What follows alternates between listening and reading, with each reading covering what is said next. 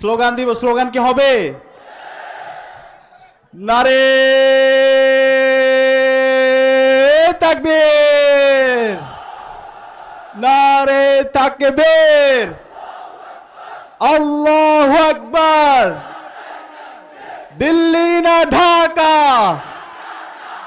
দিল্লি না ঢাকা,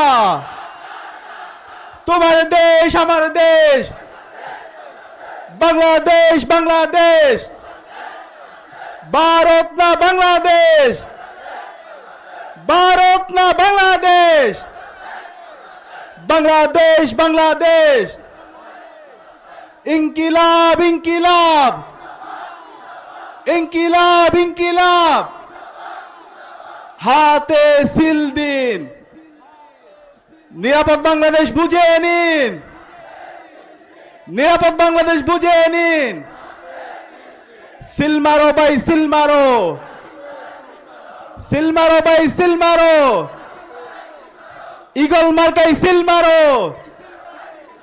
ইগল মার্কাই সিল মারো। দাড়ি পাল্লাই সিল মারো। হাতে হাদি, নাতে মোদি, হাতে হাদি, নাতে মোদি। বিসমিল্লাহির রহমানির রহিম। ঐক্যবদ্ধ বাংলাদেশ জোটের আয়োজনে আজকের বিশাল গণজমায়েত উপস্থিত ফেনীর 3 আসনের সম্মানিত ক্যান্ডিডেট বিন্দু, ফেনী 1 আসনের মাটি ও মানুষের নেতা, জুলাই বিপ্লবের অন্যতম অগ্রনায়ক ডক্টর এস.এম. কামাল উদ্দিন, ফেনী 2 আসনের মাটি ও মানুষের নেতা, যিনি ছাত্র জীবন থেকে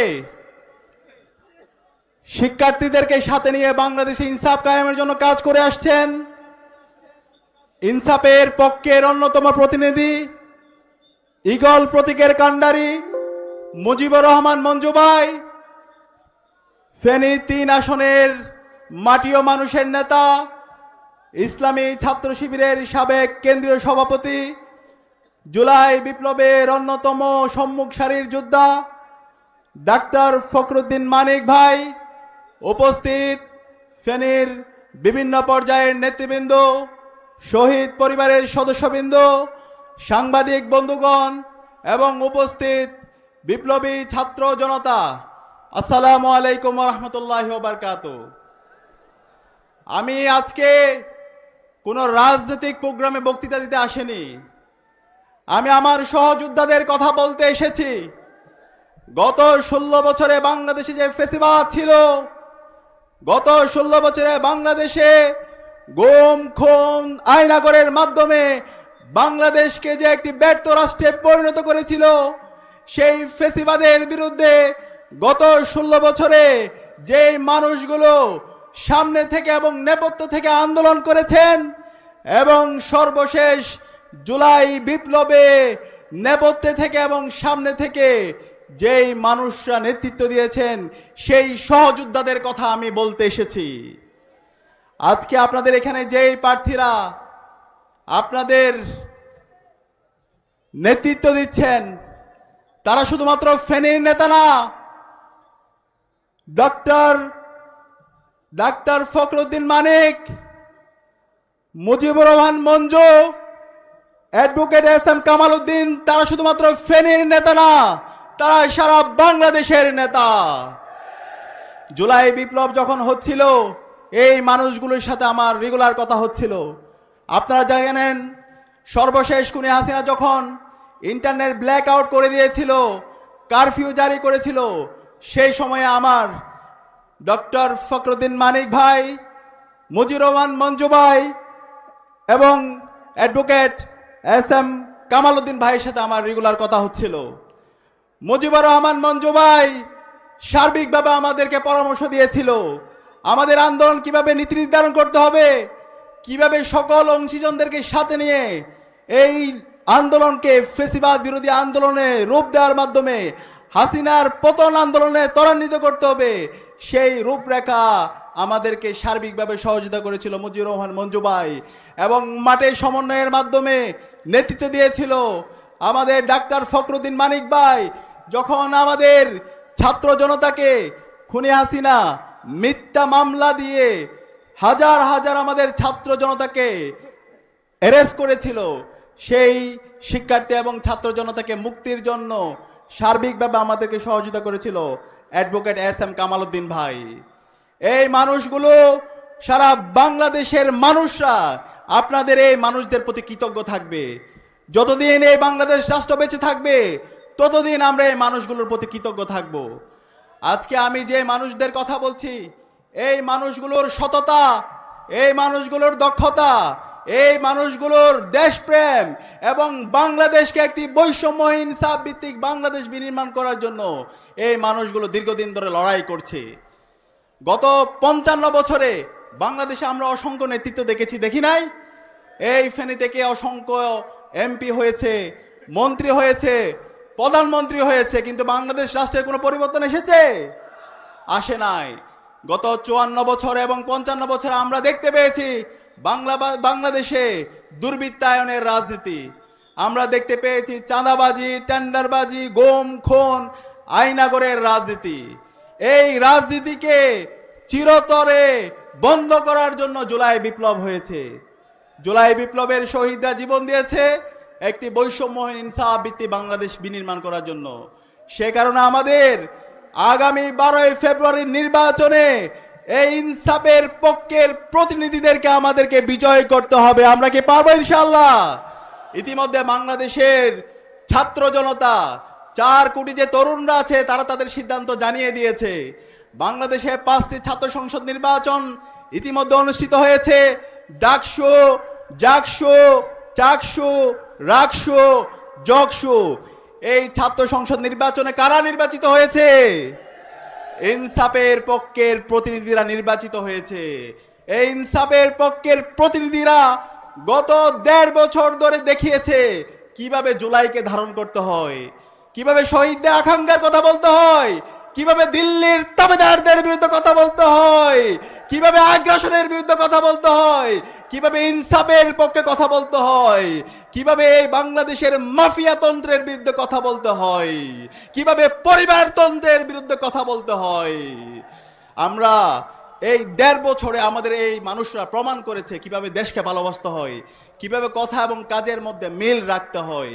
কিন্তু আমরা আজকে দেখতে পেয়েছি 1.5 বছর জুড়ে পরে একজন নেতা এসেছেন, নেতা আসার পরে তার বিভিন্ন ধরনের পরিকল্পনার কথা বলছেন।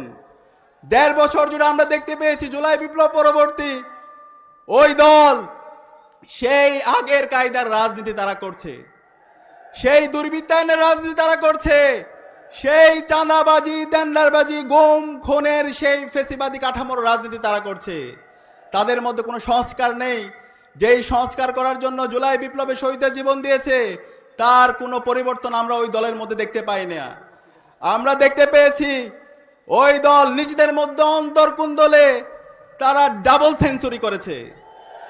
যেই দল নিজেদের দলের নেতা কর্মীদেরকে অন্তর্কুণ্ডলে মেরে ফেলে, সেই দলের হাতে কিভাবে একটা রাষ্ট্র নিরাপদ হতে পারে? সুতরাং আমরা অনুরোধ করব ওই দলের নেতৃবৃন্দকে, আপনারা এই গুন্ডাদেরকে সামলান। চাঁদাবাজি, টেন্ডারবাজি, রাজনীতি, মাফিয়া তন্ত্রের রাজনীতি 5 আগস্ট চ্যাপ্টার ক্লোজ হয়ে গেছে। সুতরাং ওই রাজনীতি চলবে না। ইতিমধ্যে ছাত্ররা জানিয়ে দিয়েছে তাদের অবস্থান। আপনাদের যে অবস্থান ছিল শহীদ জিয়া এবং বেগম জিয়া থাকতে, আপনার দলের যে অবস্থান ছিল সেই অবস্থান আজকে আপনারা আপনাদের ভুল রাজনীতির কারণে আপনারা হারিয়ে ফেলেছেন। সুতরাং এখনো সময় আছে, নিজেদেরকে সংস্কার করেন, জুলাইয়ের শহীদদের আকাঙ্ক্ষাকে ধারণ করেন, বাংলাদেশের তারুণ্যকে ধারণ করেন এবং চাঁদাবাজি, টেন্ডারবাজি, মাফিয়া তন্ত্রের বিরুদ্ধে জিরো টলারেন্স নীতি ঘোষণা করেন। এভাবে যদি ঘোষণা করতে পারেন তাহলে বাংলাদেশে মানুষ আপনাদের কথাগুলো আবার নতুনভাবে ভাববে। আমি একই সাথে অনুরোধ করব, আজকে আমরা দেখতে পাচ্ছি যেই জুলাই বিপ্লব হয়েছিল বাংলাদেশের সংস্কারের জন্য, যে জুলাই বিপ্লব হয়েছে বাংলাদেশে ইনসাফ কায়েম করার জন্য, সেই জুলাই বিপ্লবের সনদের আইনি ভিত্তি দেওয়ার জন্য যে গণভোট, সেই গণভোটে হাকে বিজয় করার জন্য ওই রাজনৈতিক দল এখন পর্যন্ত কোনো ক্যাম্পেইন করছে না। তারা এ নিয়ে বিনিয়ে ন্যায়ের পক্ষে অবস্থান করছে।